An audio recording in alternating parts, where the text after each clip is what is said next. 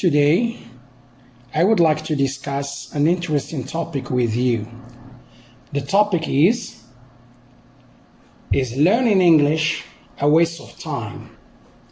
Do you agree or disagree? Let's start. So before I deal with the topic, let me try first to greet my channel followers without exception. As usual, this topic that I want to discuss is really worth dealing with. Maybe you want to know why so. The answer, I think it's logical and simple. Our Moroccan reality is the answer to this question. So I think it's a convincing proof. So the topic that I'm going to handle now is not new, but it is omnipresent. So most people, let me say female or male, old or young, rich or poor, and literate or illiterate are indifferent to learning English for one reason or another. I don't know.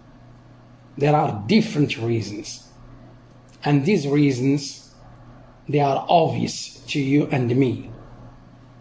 You know them, and I know them. Let me put some questions. Now, have you ever realized that the world has been witnessing fierce competition, pitiless globalization, undying mobility, and boundless exchange? Also, have you ever thought why English has become a global language? So, do you agree with this scenario? Do you think it is a dream or a reality? In this connection, do you accept to be a spectator word change? Here, and I am sure you do not. And you will never do as long as you are alive. If so, if you are all right, what is your role as a world citizen? What do you share? What is your contribution? What can you give? And what do you expect to receive in turn? For me, these are practical and down-to-earth questions that a reasonable person, a person who is wise, a person who all the time is inquisitive, is going to ask and answer such questions every day. Now, let me state a small picture in order to know the importance of English as a global language. From a statistical perspective, this language may not be the most spoken language in the world, yet it is the official language in so many countries, in all continents. As a first language, we find approximately 375 million speakers.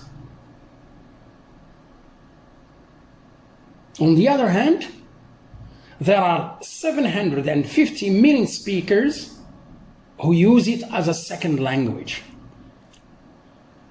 So the number here of English speakers is really increasing, is really high.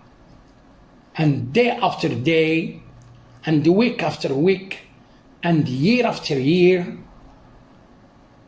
the number gets more and more increasing. With your permission, what about some examples? I want to state some examples in order to prove the validity, the legitimacy, and soundness if you want to learn English, or if you are learning English, or if you have been learning English. The first instance, do you think, I have a question here, do you think that doctors can go hand in hand with the medical progress, with or without being competent and without mastering English?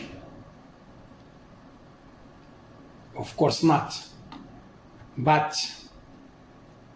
I should give you more freedom. It's up to you here to find a logical answer.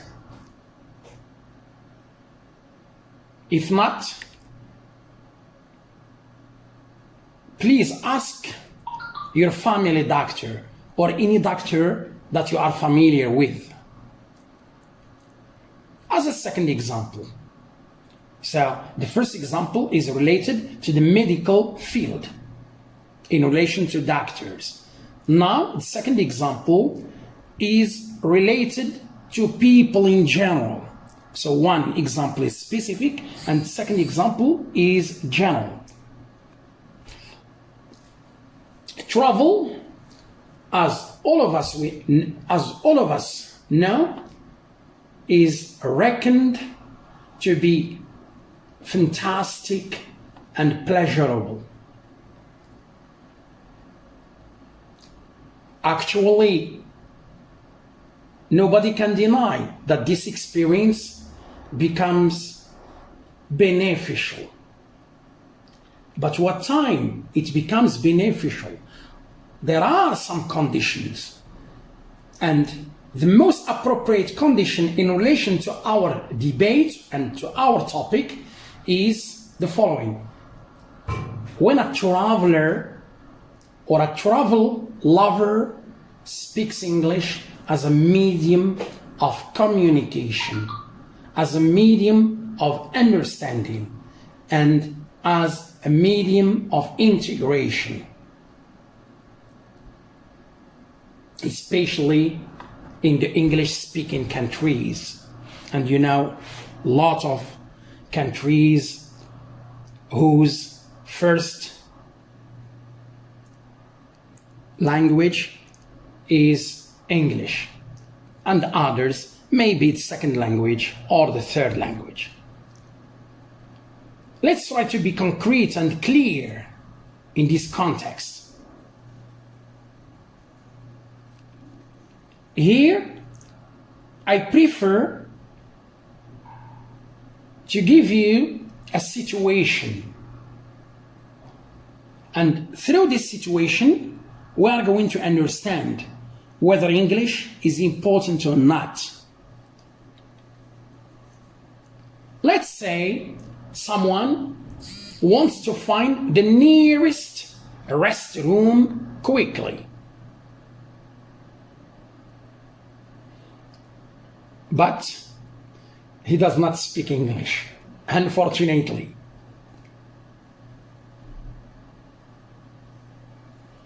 So don't you see here that it is a shame Don't you see that it is upsetting and embarrassing? So the solution, as I have said, a reasonable and a wise solution. A little bit of English can solve such problems that people can meet or undergo abroad. No matter what country a person visits, we don't care about the place, but we care about the situation.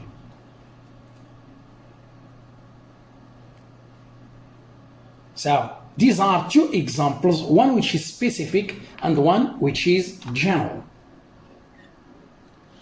When it comes to learning a language, here the learner, I'm addressing my speech to the learner, to the one who studies English. You have to be realistic. You are not going to be able to learn English overnight, but you have to become and to be patient as you work towards your English goals. Learning a foreign language, by the way, let me state this brief and meaningful statement to learning English. So learning English is a shoreless ocean and an endless voyage.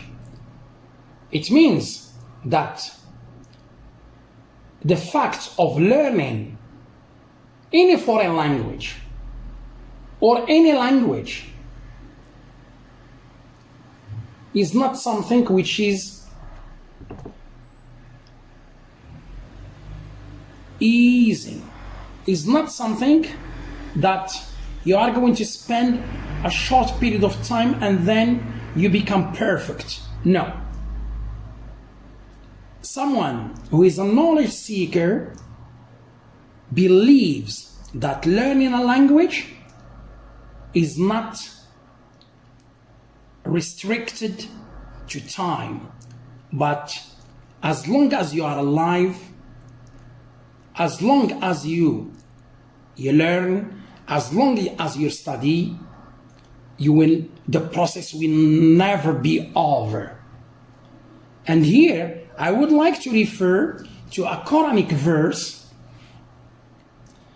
when it is said, of knowledge it is only a little that is communicated to you, which means even if you think that you have a lot of knowledge, only a little that is given to you and communicated to you. This process really is time consuming, because to master a language, it consumes a lot of time. But that time, most of the time, is enjoyable, especially when you are motivated. It is time consuming at the same time, it is a challenging and rewarding experience in today's changing world. This world, as you know, becomes more and more connected through technological advances to the extent that, the world becomes a small village.